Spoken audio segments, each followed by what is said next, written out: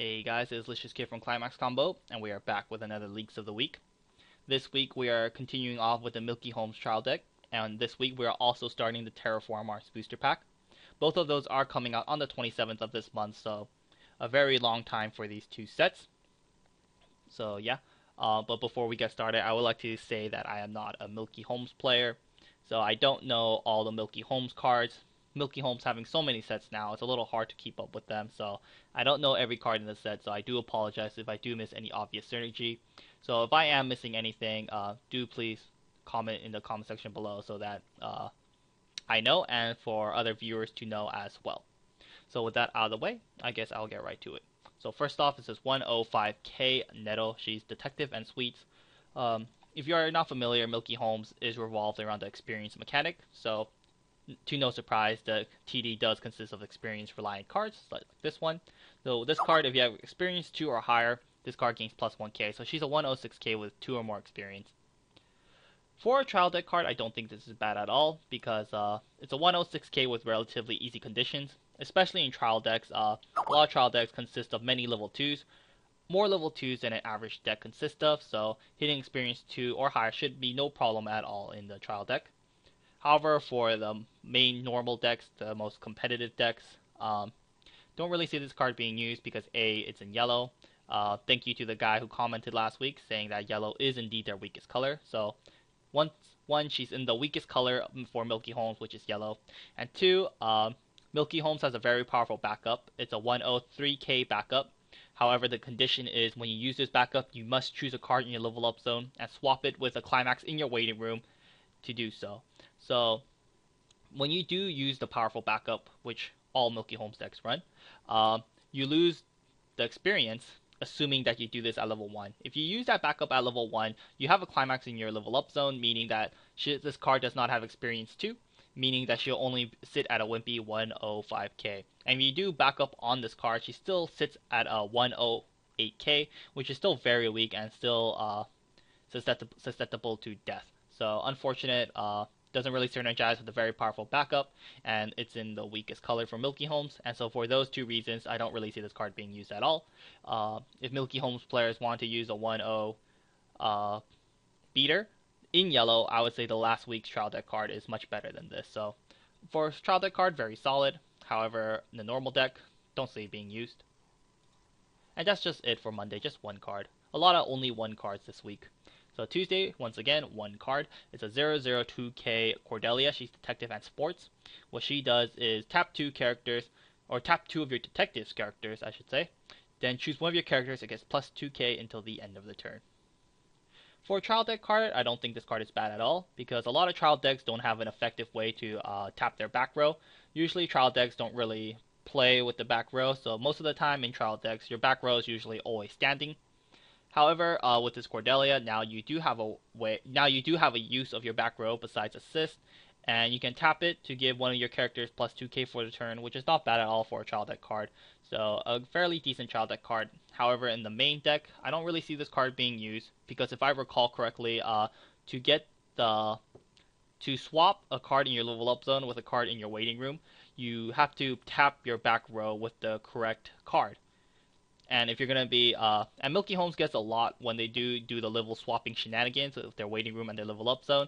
And because they get a lot of benefits from that, you much rather be tapping your back row for the level swapping shenanigans instead of wasting it on this Cordelia to give one of your characters plus 2k. And so for that reason, I don't really see this card being used, because the back row can be used way more effectively by level swapping. So unfortunate, but it is a trial deck, so shouldn't be expecting too much. And that's it for Tuesday. So for Wednesday, once again, only one card. It's a 0025 Ellie. She's detective and book. What she does is, if you have 6 or more cards in your hand, this card gains plus 1k and hand encore. Not bad at all, especially for a trial deck card. A lot of trial decks cards don't really have these encoreable level 0s. Most trial decks level 0 just consist of 003Ks. So a trial deck actually having a character that has hand encore and that sits at 3-5 is pretty cool. However, in the grand scheme of things, in the normal decks, I'm not too sure about this card. It's a 0035 with Hand Encore, assuming you have 6 or more cards in hand, which is not hard to accomplish at all. So it's definitely not a bad card, but I'm not too sure if Milky Holmes has better level 0s. I know for blue level 0s, you have the 004K that on play you have to mill top 2. I believe that's a very good level 0 blue that Milky Holmes player tend to run. So with that, I don't know if they will be opting to run this card. I believe they already have cards that are 0035 and Hand Encore, so not too sure because I'm not really a Milky Holmes player, but I do believe they have better options than this. So I don't imagine this card would be ran. However, for a trial deck card, once again, a solid trial deck card. If you are a Milky Holmes player, and if this is actually a pretty good level 0 beater, do let me know, because I think there are better cards, but do correct me if I'm wrong. On to Thursday, just one card once again. It's a 00500. She's only detective. What she does is all your other mysterious detective Kazumi gain plus 1k, and she's a 500 in front assist. So this mysterious detective Kazumi is in Friday. So for Friday, it says 002k. Of course, this mysterious detective Kazumi, she's a detective. What she does is when you have another character with Alice in its name, this card gains plus 1500 power. So assuming you have this card, Kazumi, and you have this Alice in the back row, this 00 assist only gives this Alice plus 1k. It's a continuous, so she would be a 003k. However, her condition is now fulfilled because you have an Alice on the field, so she'll gain a plus 15. So she's 003k plus 15. She'll be a 0045, and this card is a 500 in front assist. So if you have this Alice out and you have this Kazumi out, she'll be a 005k at level 0, which can be quite a nuisance for your opponent to deal with. And there's no real restriction, so you can have 3 of these out in the front row, and all you really need is 1 Alice in the back, and 2 of them will be 5k, and the other one will be 4-5, and at that point it'll be very difficult for your opponent to accomplish anything. However, they don't gain any levels, so they are still susceptible to level 0 Suiciders, which 90% of decks have, so still susceptible to suicide, but nonetheless, some sets don't have Suiciders, and if they don't, or if your opponent just never draws into them, it will be quite a nuisance for them to deal with. Do keep in mind that this card works with any Alice, so if the trial deck does come with more Alice cards, you don't actually need this card. You could be any Alice, and she will still gain her plus 1500 boost, so she'll be a 0035, which is very lackluster. But as you hit level 1, when all the conditions are fulfilled, you have this card and this card, she only sits at a 005k, which is not impressive. Level 1 vanillas will beat this card, so honestly, in the grand scheme of things, it's cool if you get it off at level 0. It can be quite a nuisance for your opponent. However, still susceptible to level 0 Suiciders, and the fact that it's you need these 2 cards specifically make it not very good. And it's cool for a trial deck, honestly, but for the main normal decks, I don't see these cards being used at all, because once again, first of all, they're in yellow. This card is just a 00500. The Milky Holmes has much better assists in this card, so this card is not going to be used at all. And if you're not going to use this card, then you don't get the full value of this Kazumi. Let's say you're not running this card, but you have an Alice on the field, then she hits 3-5, which is like, whatever. There's better options than that. And yeah, it's just too restricted for it to be used in the normal build. So cool idea for the trial deck, but in the normal decks, I don't see this being used at all.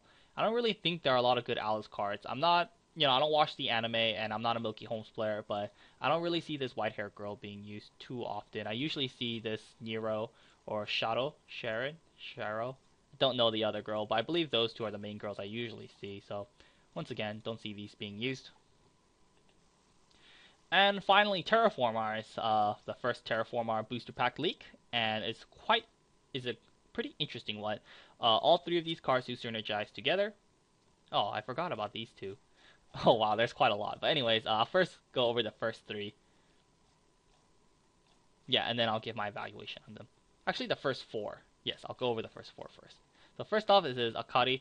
He's the 3-2, 10k, double R, modified and bug. Of course, I assume modification and bug will be the main trait for the series.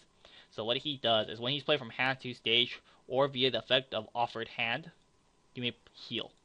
Offered hand is this event here, which I'll go over soon. What this card does, Climax combos with the gate, Mosaic or gate organ operation. What this does is when this card declares an attack with the gate, you may pay cost, which is 1. If you do, deal 1 damage to your opponent and choose up to 1 character in your waiting room and return it to your hand. Of course, damage can be cancelled.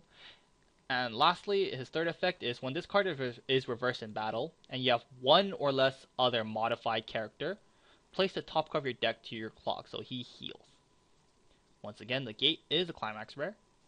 And lastly, the event that changes into him is a 2/2 uncommon offered hand.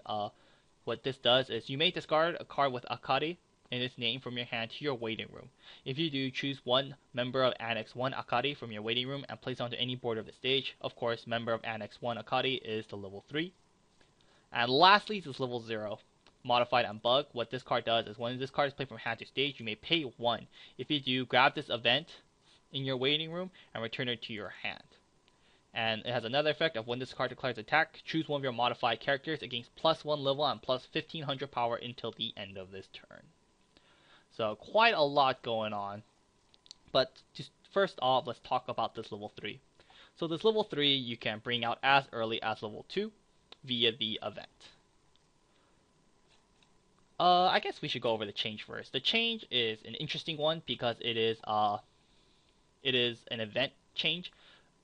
The only other series that is really reliant on an event change is Symphogear. And Symphogear, honestly, not the strongest set. But anyways, so to change into it, you need this event. It's a 2/2 event. However, the restrictions for this card is that you have to discard a card with Akari in its name. Any card with Akari. So you can discard this level 0, this card will go over soon, or heck, even another level 3 Akari to fulfill its condition.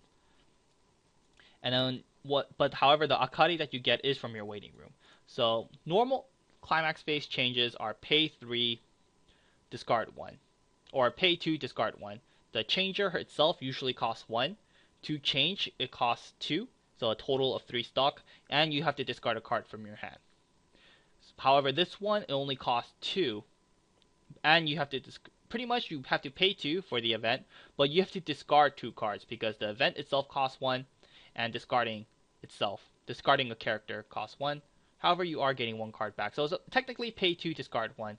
So the change for this one is different from the normal climax phase change because you need an event. So that in itself makes it more difficult. However, the cost of doing so is a little lighter because you only pay 2, discard 1 instead of the normal pay 3, discard 1. So a little lighter, yes. However, it is a little more difficult to accomplish because you need to have the event in hand. And also you have to discard a character with Akari in its name. If you don't have a character with Akari in its name, it may be a little problematic. Honestly, we have to see what else the rest of the set has to offer because if Akari's only good cards are this level 0 and the 3/2 and maybe this card, then it can be a little difficult to accomplish. But still, do keep in mind it's a little easier. It's a little lighter than other climax phase changes. And it's not even climax phase change because it's during your main phase, so you can do other shenanigans like pumping him up. So there are benefits to this event change. So with that out of the way, Akari. So when you do play him, he heals, which is very nice. A little surprised. I didn't really think Akari would heal. Yet again, none of them would really heal. Anyways, he heals, which is nice. His climax combo is not bad at all because when he attacks, you could pay 1, you deal 1 damage to your opponent. You know, the meta nowadays is usually very fast-paced, level 3s, a lot of game-ending level 3s nowadays running around. So no surprise that Terraformars got the same treatment. Burn 1 on attack with the climax combo, and you get to salvage a character from your waiting room. Not too bad at all. Not the greatest climax combo, to be honest. I would honestly prefer if the climax combo was costless, maybe just to pay 1, and without the salvage to waiting room. That's just me, but still, honestly, not bad at climax combo. You break even, and you deal 1 to your opponent. Very solid climax combo, and it heals. And its third effect is quite interesting. When he gets reversed in battle, and you have 1 or less other modified character, you get to heal again. So Akari can potentially heal 2. However, his second heal condition is very interesting. I don't know any other card like this, and it's just kind of awkward to be honest. At level 3, usually you have your back row set up, you have 3 like level 3s on the field, and yeah, your goal is to, kill your opponent's level 3s and to, end the game and or try to survive. So Akari requiring you to have very little field advantage to heal again is just kind of awkward to be honest. Since you need to have only one or less other character on the field, you can only have Akari out and one character. I wish it was 2 or less other modified characters, then it would be much easier, because if it was 2 or less, you could still have a back row and just have one Akari out in the front row to heal again. However, since it's only 1 or less, you can only have one character on the field. So maybe you have an Akari in the front row and one card in the back row, then you can heal again. However, yeah. Also, his timing is when he gets reversed in battle, so you can actually do it on your own turn. On your own turn, if you play an Akari and let's say one other card, you attack with the first character, you attack with Akari. Since he got reversed in battle, you get to heal one, and you only have one character out in the front row. The problem with you doing it like that, however, is you only get 2 attacks, one from the other character and one from Akari. And at that point, I don't think it's really beneficial, because at level 3, you want to try to push for damage so that your opponent would lose the game.